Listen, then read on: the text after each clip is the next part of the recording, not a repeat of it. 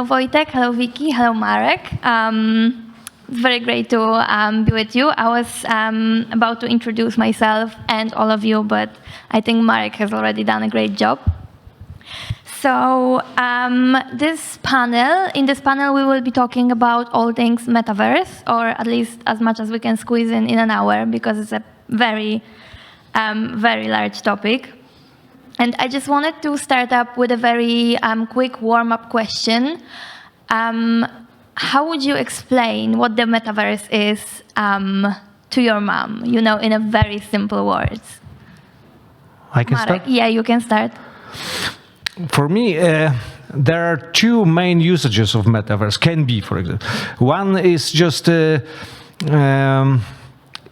could be just better Zoom, right? We can, all of us don't like, those flat faces on Zoom when we organize online meetings. So in metaverse, we can have impression that we are sitting next to each other, we are talking, and we see a person we are talking to, like in reality. But I think in this conference, we should talk about another usage, I mean access to art, to the art, not only for music, but to the art as a whole. And again, for example, when we imagine that instead of going to museum to see some paintings, some famous sculptures, we can use metaverse as a substitute of reality. So we don't need to travel to Prado Museum to see Hieronym Bosch paintings. We can turn on metaverse and we can have real impression that we see Hieronym Bosch paintings. But it's still this version of better Zoom. But for other art, like music, like live shows, metaverse can create different opportunities that are not possible in a real world. It's maybe hard to bring example, but just imagine that you are a fan of heavy metal. Heavy metal fans love, dead mans, devils, dragons, or something. So we can imagine that playing a live show, a heavy metal band will be able to put some dragons, dead men, and we are in it, and we are dancing with those dragons. Maybe, those dragons and dead men are on the stage, and everything looks like reality, which is impossible in real life. So metaverse can create big opportunities for artists. My mom. Vicky, what would you like to add? I actually love this challenge because I do oftentimes have to try to explain what it is that I do to my mother, and she's in her 80s, and she's always just like, and I can tell it doesn't make any sense, but I do feel like it is an extension of our reality. In the same way that when we started using Zoom, and I think that's a great example, that before, we still had that technology before the pandemic, but it really wasn't until the pandemic that we started using Zoom regularly. And what it did was it shattered all of our norms and our assumptions that we felt like we could never kick off a business project, or we could never build relationships without being in the same room, and that we found that we could actually use that technology. And I think if you apply that to music, that I still believe that being in a venue with other people and an artist is on stage, I still feel like that is going to be extremely difficult, if not impossible, to ever replicate, because there's something really visceral about it. But the reality is that artists have fans now through DSPs. They have fans all over the world. And so this technology is going to be able to give us some extension of our real world. And in a fantasy world of what are those? Is it dragons? Are we, performing on the moon? Where are we traveling? We can fly. We can do a lot of things that people who have always been gamers have, that's part of the engagement, is being able to go into a different world and then have that in real life and virtual world. And I think that we have, small examples of these transformative types of experiences, Zoom being one, mobile phones being another, Maps, like it's hard to remember what it was like not having GPS and not having maps in our phone. I mean, I even look at a map now and I think, how did this even work? Like you don't know where you are. You don't know where you are. And so I think that's really where the metaverse is going to take certain types of experiences and just transform them into a mix of reality and and a virtual experience that'll bring us closer. Yes, and Wojtek? So, as you noted, I deal a lot with science fiction, both for my pleasure and professionally, if you could say so. And so this term was defined already 30 years ago. It's very clearly defined in science fiction, maybe not in technology yet, but in science fiction definitely. So it's the internet plus 3D plus some other senses, perhaps definitely touch and perhaps other senses as well, which makes me already quite kind of a skeptic in real life, because you have to always remember that so far, before we have those neural implants, which will be in rather far future, not tomorrow, metaverse means you need a heavy helmet and you need some cumbersome gloves on your hands, which perhaps might not be so good for dancing, for instance, and for viewing pictures. And actually, I don't know how many things you want to do with this helmet and those gloves. But your example, I must admit that your heavy metal example it could be the killer feature. And with all my skepticism, there's a famous science fiction series, Stranger Things, and there's a Metallica performance with invading bats from other dimensions. So once it's possible, shut up, take my money. I want to experience it. Yeah, I love that. I love that example. But the question I have for you, Vicky, is that when talking about the metaverse, the heavy metal example, it's still very much set in the future. And I wanted to ask you, what are the opportunities, possibilities for music artists, for labels, companies right now?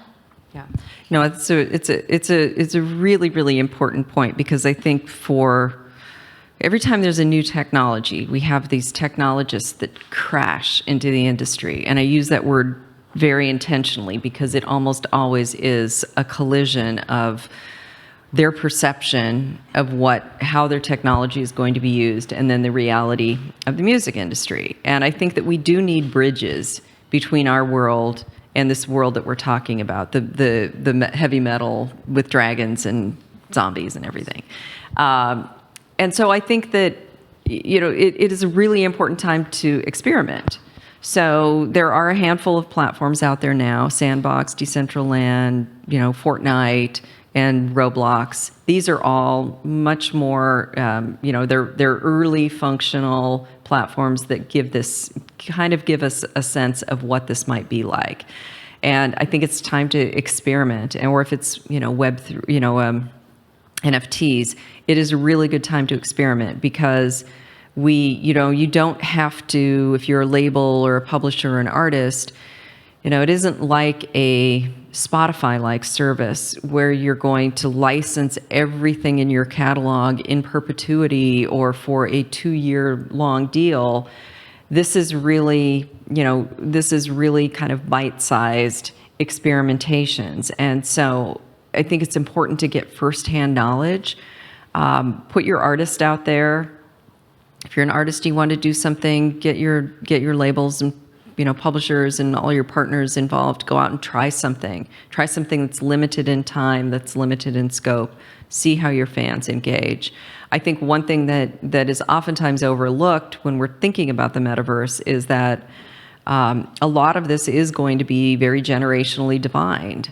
And the young people who are kind of Gen Z and younger, and these probably 25 and younger, they are growing up in Roblox, and they are growing up in gaming where they can interact. And so the idea that you can do a concert as an avatar and that people will buy a virtual t-shirt for real money is something that older generations find absurd.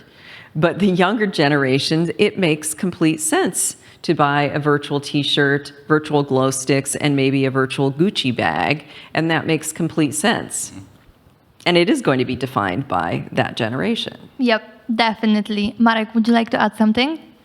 No, I totally agree with Vicky that maybe some things are hard to imagine for us, like virtual T-shirt. The first time I heard this explanation, I wouldn't buy a virtual T-shirt, but I can imagine that the young generation can buy it. So it's hard to predict how metaverse will look because we don't have real metaverse. The people are working on this in technological way and are maybe in artistic way. We don't have it, so it's hard to talk. But I think we should talk now about it because we as a music community we lost. We lost the game with labels, for example, in terms of streaming services, because we were not able to keep the pace, and the first deals signed with streaming services were in favor of labels, and now we are not able to change how the pie is shared between publishers, songwriters, and labels. So now is the time for us as an artist and authors, music creators community to keep talking about it, and maybe to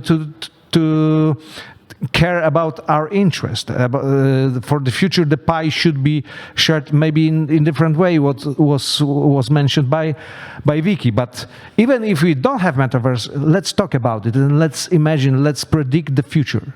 I think I want to add one thing to the pie metaphor, because there's a lot of discussions now about the disparity in on-demand streaming. And this is also something that people don't want to talk about on stage. And I want to talk about it. That we have publishers getting between now, like US was always lagging behind. Now that's up to 15%. But labels getting, 50 to 58%, publishers getting, 12 to 15%. And that we want to now change the ingredients of that pie. But the pie has been baked. And so, if you want to add more fruit and less sugar, you do that before you bake the pie. You don't do it after the pie is baked. And so I think it's really, really important for us to look at all of this and to try to come to some sort of norm or consensus about how this is split up before everything already gets baked. Yes, absolutely. Absolutely. And talking about predictions, I'll start with you, Wojtek. Do you think in, your imagination, do you think the metaverse will become mainstream? So I'm still highly skeptical. If I'm about to bet my money, I would bet against it. But of course, history is teaching us that that future is always surprising us. And I love it that you emphasize the use of the word crash, because that's how it always went. It's always a crash. It's always when the revolution happens, it's always much faster than anybody expected. Even the biggest optimists, actually. And we are always taken by surprise, starting with MP3 20 years ago. It's so fast from the first novel technology to record stores closing. So when it happens, probably even you will be surprised by and of course me, because I still have to emphasize that you need to wear a cumbersome helmet to do all that, which makes it kind of less fancy, at least for me. But another lesson from history is that the best way to prepare for the future is to be well prepared for present. So, for instance, when TikTok came, people who had already established a fan base, have already established a fan base on Instagram or YouTube, they could take some of the followers, not all of them, of course, but some of the followers to the new service. So I think the best way to be prepared for this revolution is to take care of your current fans where they are right now on Facebook, Instagram, Twitter, wherever you are, and perhaps they will follow you to the metaverse when it happens with those helmets or not. But in any case, it's a win-win solution. Take care of your fans right now where they are. I'd like to stress the fact that we should listen Mr. Wojtek very carefully, because he was always skeptical. But I remember when I read your book published 12 years ago, Internet, The Time to be Scared. It was 12 years ago. You know, it was time when we all were big fans of Internet as a medium for democracy. I remember the time when was Green Revolution in Iran, that those social media services serves to democracy. They bring democracy because people communicate in Iran during the revolution via Twitter. But in the same time, Wojtek wrote the book that warned us about such things like Cambridge Analytica that has happened later on. And you changed my mind about Internet. So you always see the threats, you know. But I was just lucky. Yeah, but we should listen you very carefully when you warn us. I think it's a really important point, though, because I think a lot of these things that you were writing about and looking at was we have the spectrum of tools and capabilities through technology, and everyone builds tools based on the good and the positive potential uses. They don't build those thinking about the nefarious and the bad uses of them. And like with Cambridge Analytica and all of the disinformation that's now on social media, those are all the same tools that we were using in the industry to market to bands and find their fans. And so it was, you know, in the old days when we had broadcast media and we had print, there was a tight regulation and control over what could appear on those things. And now we have technologies and distribution methodologies, and we put it out to everyone. And so there's no difference than, you know, in the metaverse. And I think a lot of people are really seeing the metaverse and Web3 as kind of a utopian world where because of the decentralized technologies, there will not be dominance of massive technology companies like what we see now, and that it will be a little bit flatter. But I also look at, especially in my country, you know, everyone is oftentimes very much about open and democracy, and then once you start to achieve market dominance, then you start closing things off and you start controlling, because then you can then continue to build and get more and more dominant. So I think there are definitely really high level risks around this. But where I think, on my side, where I'm so enthusiastic about this for artists and for the music industry, is that if you contrast the Web3 models to Web 2 models, in Web 2, every single business model that we have is based around scale and volume. And so if your music is on playlists and you're getting millions and millions and millions of streams on social media and in streaming platforms, you're going to make money.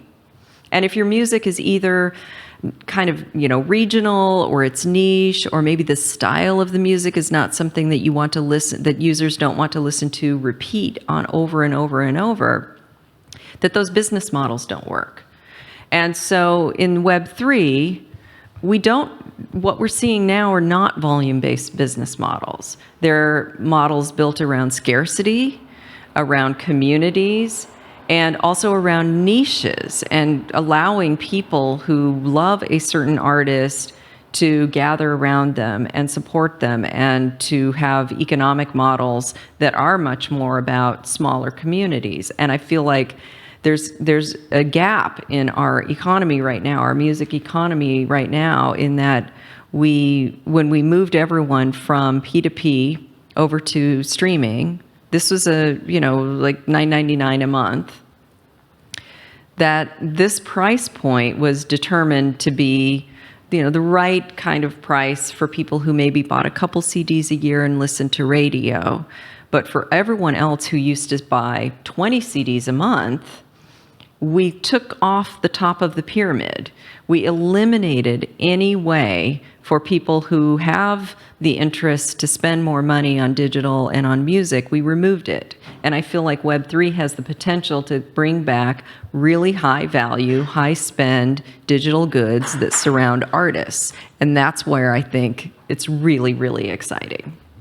And I love that you mentioned that, actually, talking about scarcity, niches, and smaller communities, because this is actually exactly what I wanted to ask about, how, the relationships between music artists and their fans will be different from what we know from social media in Web3. How will that be different in Web 2? Sorry, how we know it is now, how that will be different in Web 3.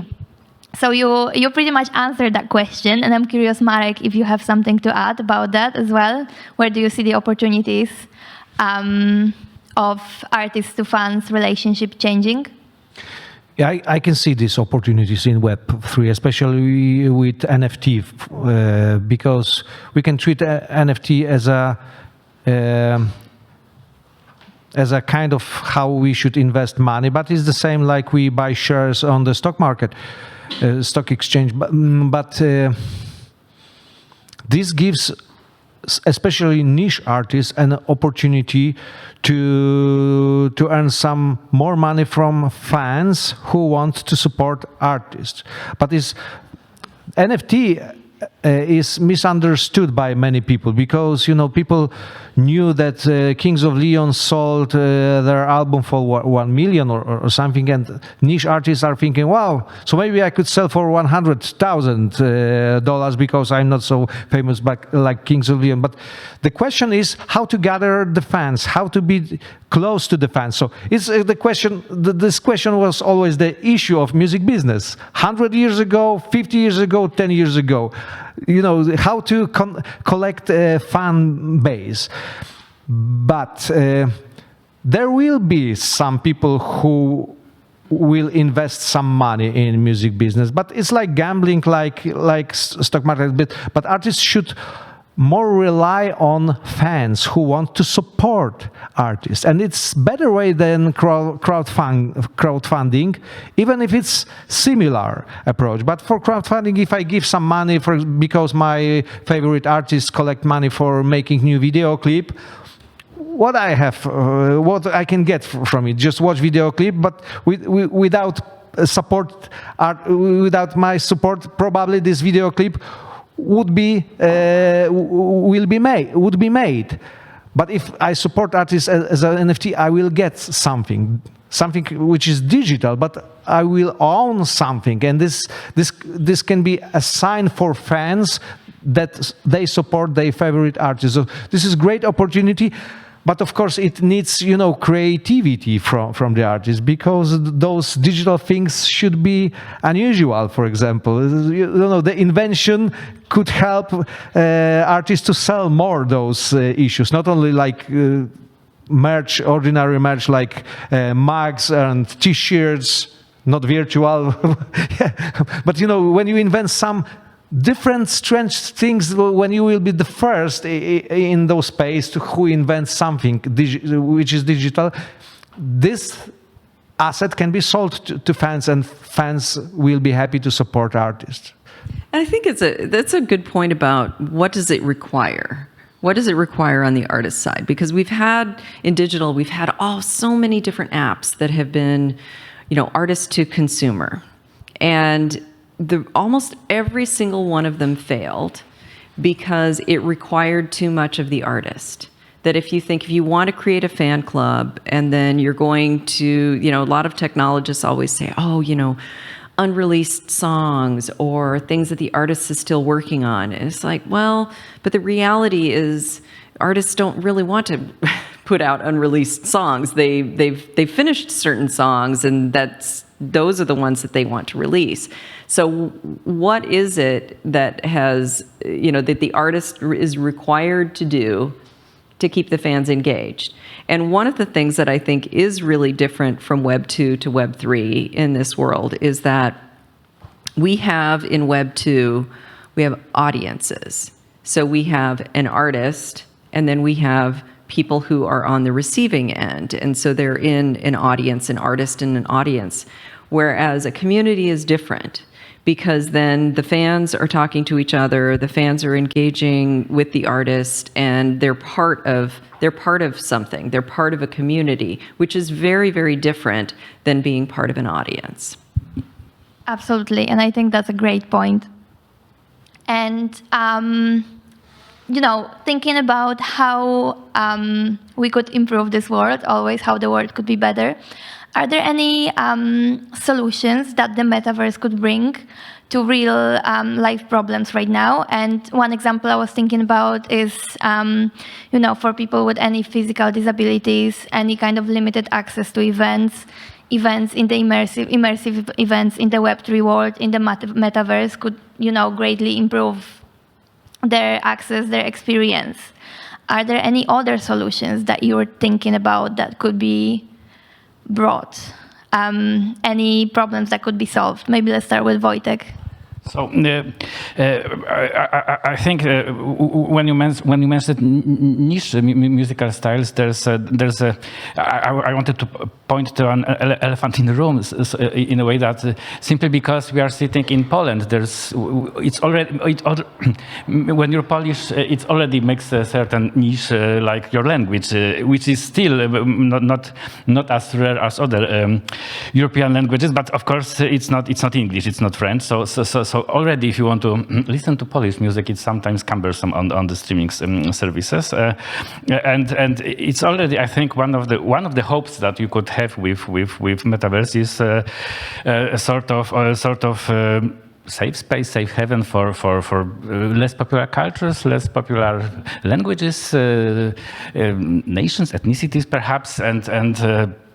It's definitely much easier in a service which is not built around scalability, around mass volumes, and when you could imagine a business model based on, I don't know, 10,000 fans or something like this. So if, and that's of course, again, I will emphasize a big if it happens, if it kicks off, it will be a very good news actually for us in Poland, definitely, and in our friends in Czech Republic, Slovak Republic, and so on, because our artists might be able to build their own language empires, their own cultural empires, their own musical style empires, being sort of released from this pressure of working on high volumes. And I think it's of course it's not an example of metaverse, but I was during the lockdown I was fascinated by ideas some artists had to stay in touch with their fans when live tours were impossible to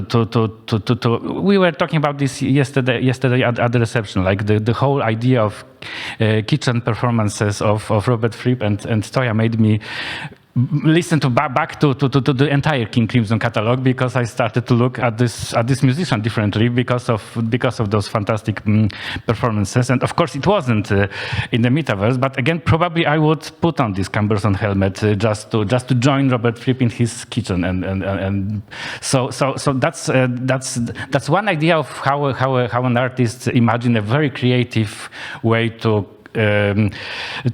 exploit the sad fact that he can talk to his fans.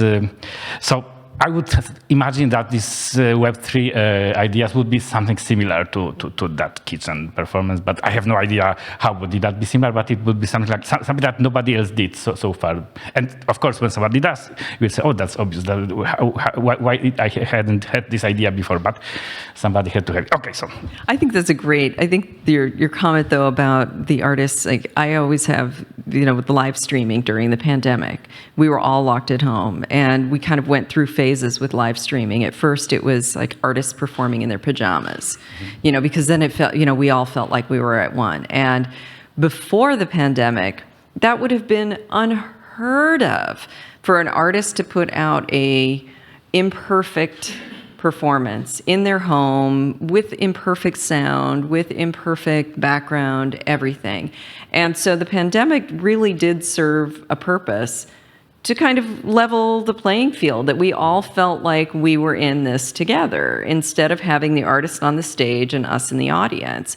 And I think I think in the metaverse and in Web3, I think that, there's going to be a spectrum of things. It's going to be some, yes, will be very immersive and we'll have headsets and who knows what other kinds of equipment, but other things I think are going to be just experienced through our mobile phones and very much a simpler setup.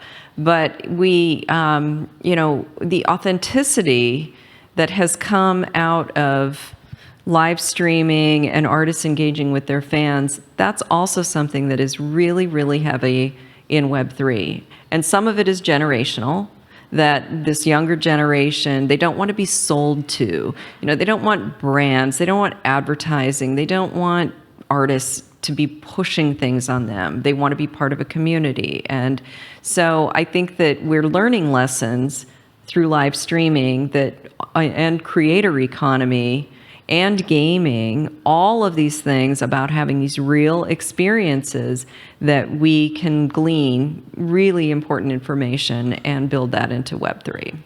Yep. When I was thinking about other solutions, I was thinking about sending the message to policymakers, for example, to European Commission, that maybe when we are talking now about metaverse, they should start thinking about some solutions, how to organize this issue. For example, you inspired me, Vicky, during your interview that who will pay license fees, for example, maybe those guys who produce glasses or consoles. So maybe European Commission should establish a similar system like, let's say, private copy levies, for example. I don't know, but I'm not expert, but I expect from policymaker to cover these issues. And I really expect from European Commission, not from American government, because we are always step further in European in terms of protecting copyright. Frankly saying, the European Commission was always able to create a friendly environment for creative industries. But then you can follow our solution. So this is what comes to my mind when you ask about other solutions. I think the other when I think about the solutions, what problems does this solve? That we also, because of streaming, artists have developed micro fans all over the world. And when you think about the ultimate user experience, it is a live show. It's artists performing, people are in the room, there's electricity in the air, everyone's really excited. But even if you do a 50-city tour, which is a massive undertaking, you're still going to reach a fraction of your fans. Because, if you're playing in a region, you're playing in Paris, but people who live 2 hours from Paris are probably not going to be able to make it on a Tuesday. And I think that there's the capability of Web3 of being really able to give these virtual experiences, and I think they will range in immersiveness according to how much hardware we have. Could be just on a flat screen, could be something where you feel like you're in the room, you're sitting next to the artist, but it is going to serve a gap in the global spread of fans and fandom that artists normally cannot reach. They just cannot reach them all. Yeah, definitely. And I think all of us in Poland can relate to that, because some artists on the European tours do skip our country. So yeah, that's a great point, actually. Coming back to what's going on now, how can the artists and labels, music companies who are interested in, dipping their toes into the metaverse, how can they do that? And more importantly, how can they do that without breaking the bank? Because I feel like that's what a lot of people are worried about. Maybe, yeah, let's start with you, Vicky. Yeah, I think if we break it into individual pieces, so if let's just say you're an artist and you want to create a community, you want to do something with NFTs. I would encourage artists to, when you look at your fan base, not all of the people, just because you have Web2 fans on Instagram and Facebook and Twitter and social media, and maybe you have an email list, you cannot assume that just because you have fans in Web2, that they're all going to follow you into Web3. They just won't.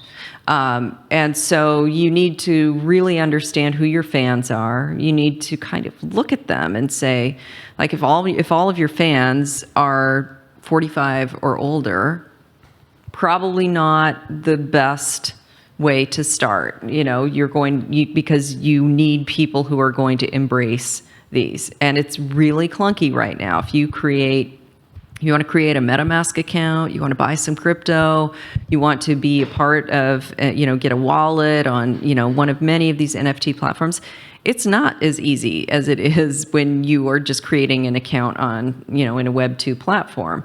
So you have to really look at your users in your fan base and figure out, who do I have, and I think kind of like, you don't need 10 million fans, maybe you need 100. You think, do I have 100 people in my audience that would probably go to the length of creating an account and follow me into Web2 somewhere? And then if I want to do an NFT, do they want to transact? Do they want to buy something? Or should I just create a community and issue everyone tokens and they doesn't have any assets in it at all, but I create a community? And then how am I going to communicate with people? What do I want out of it? How can I transform my fans? And to break it down into these smaller bite-sized pieces.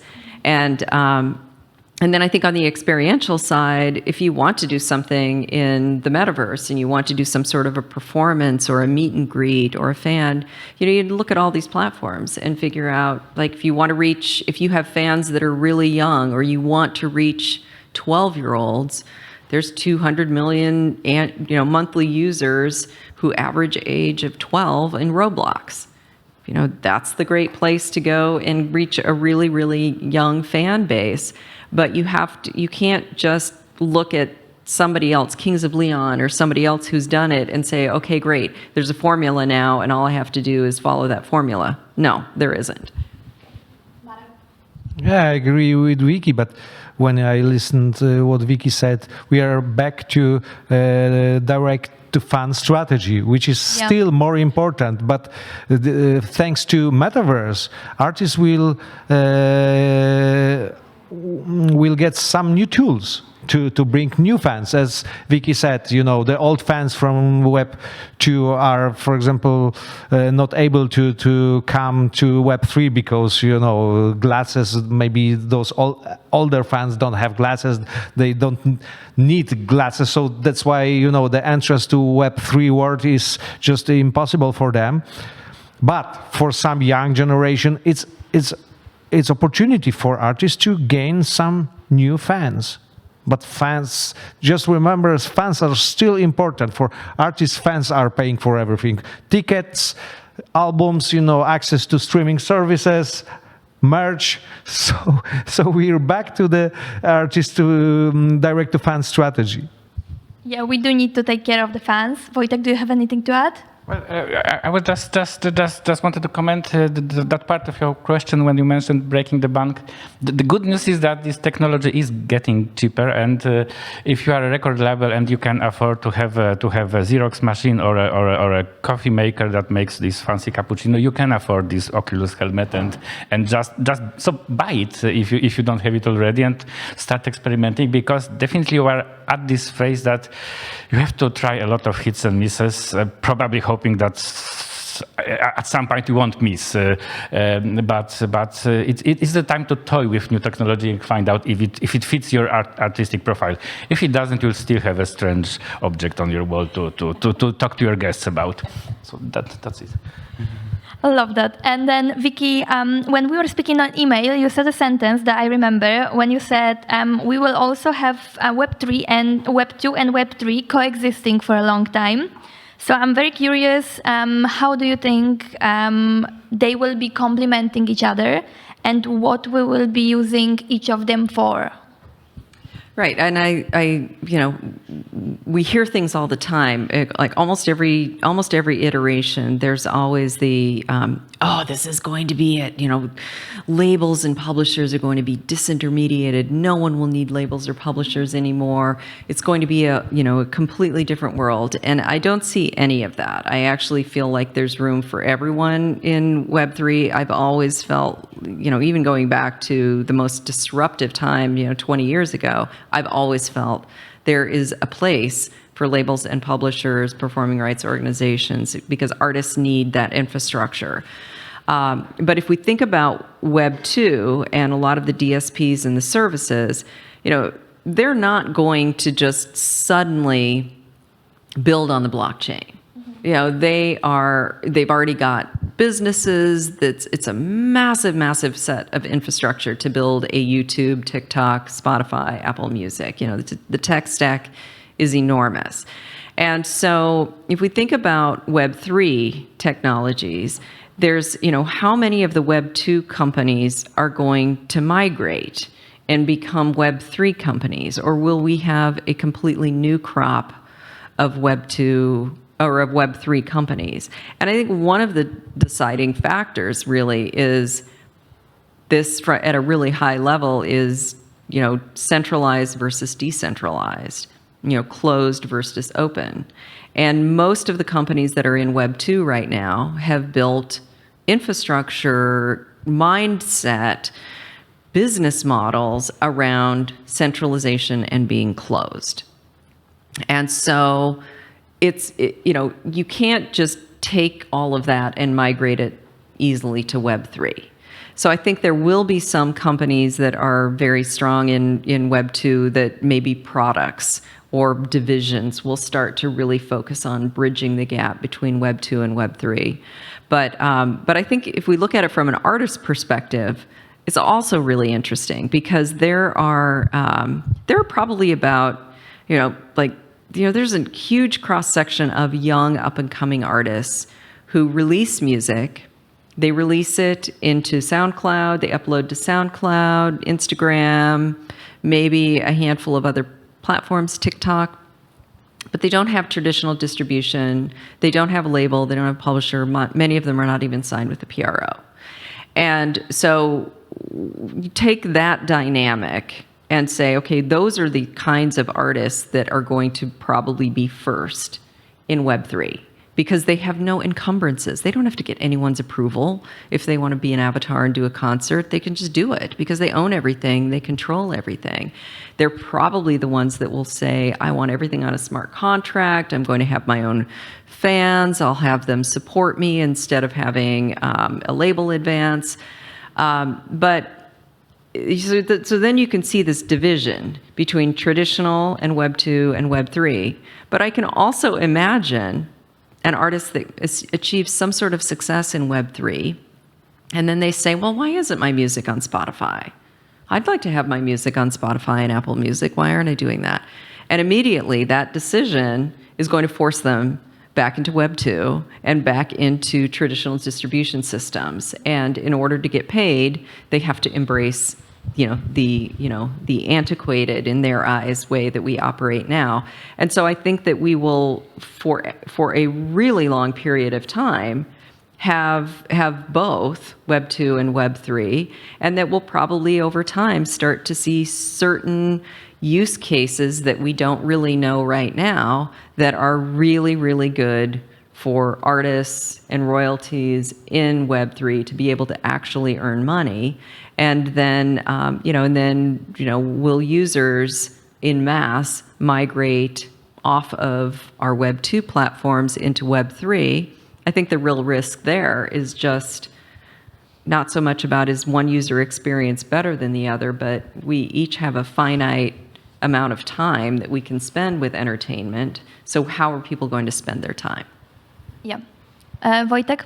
Well, I just wanted to emphasize that many artists right now are using a whole spectrum of technological ways of to communicate with their fans, starting with technology from 1940s. They still release vinyl pressings, and fans like me like to support the artist.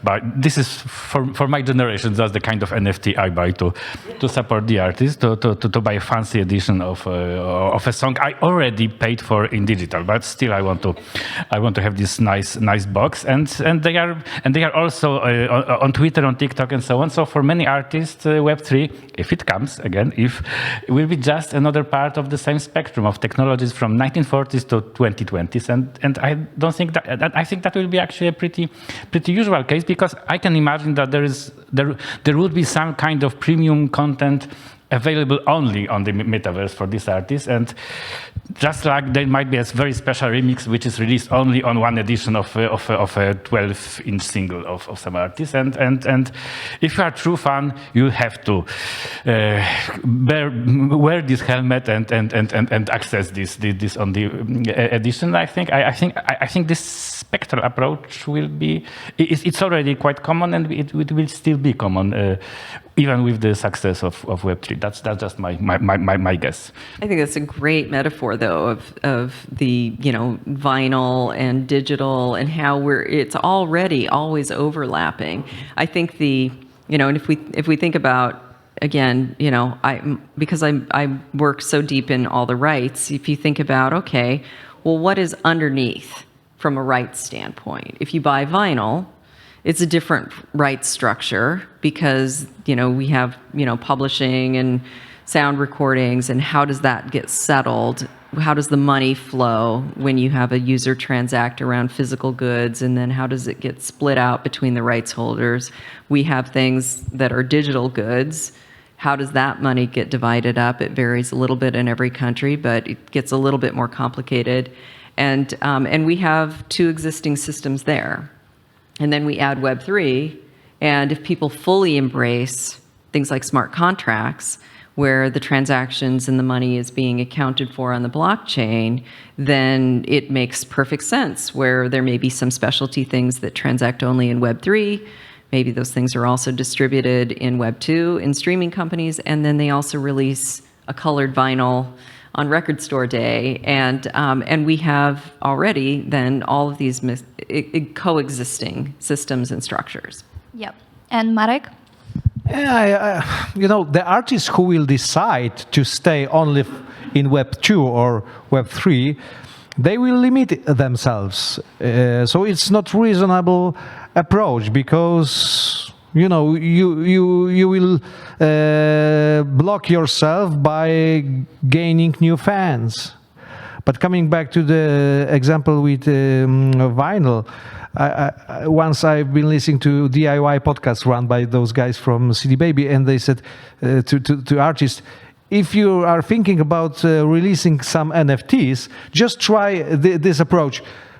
Take 5 vinyls of you and just sign them, and promise fans that you will never sign more than those 5 vinyls.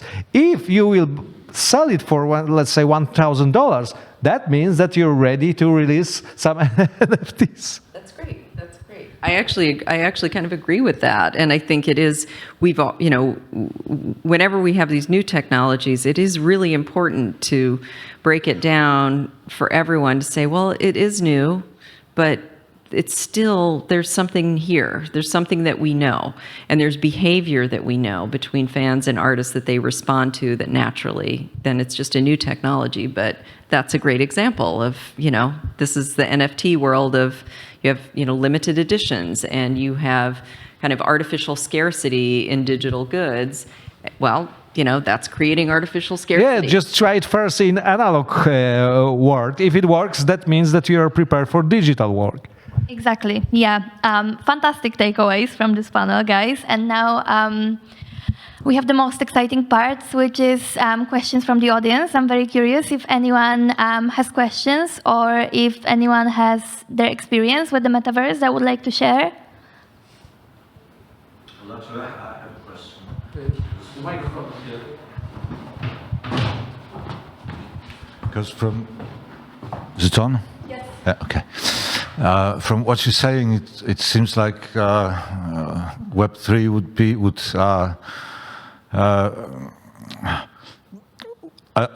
the how to say it wouldn't have all the downsides of Web 2 and would have all the positive sides of Web 2. So where do you see, or are there any dangers or any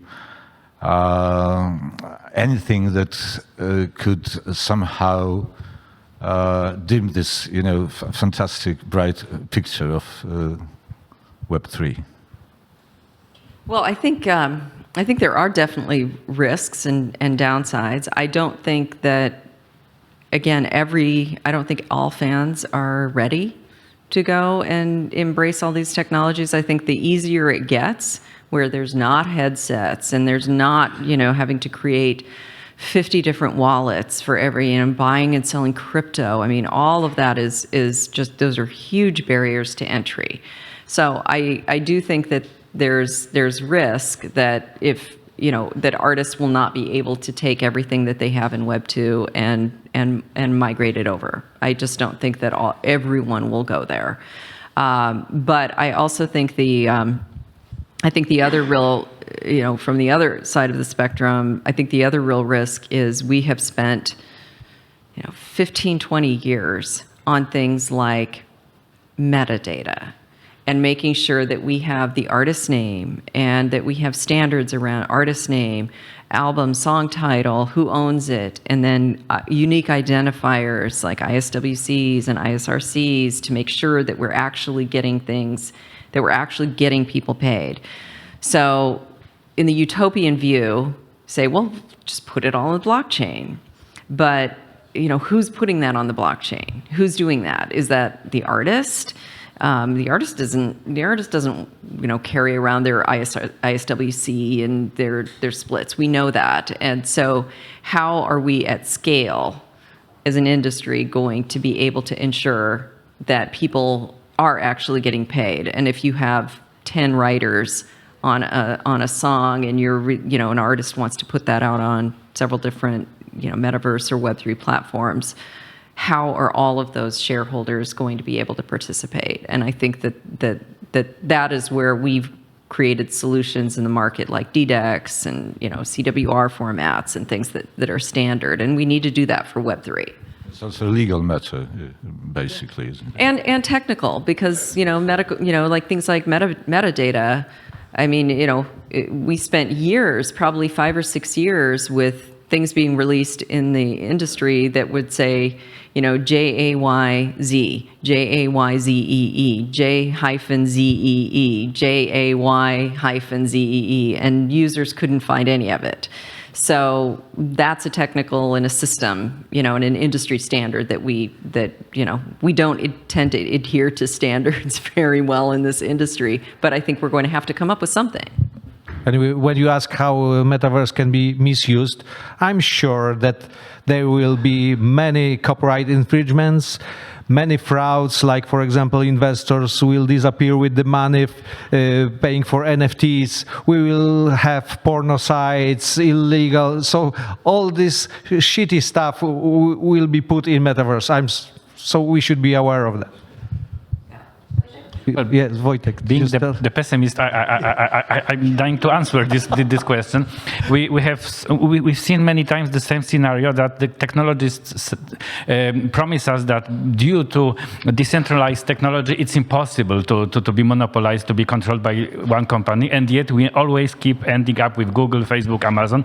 And I think the scariest dystopian scenario is that somebody will somehow, that there will be one corporation in control of the entire metaverse.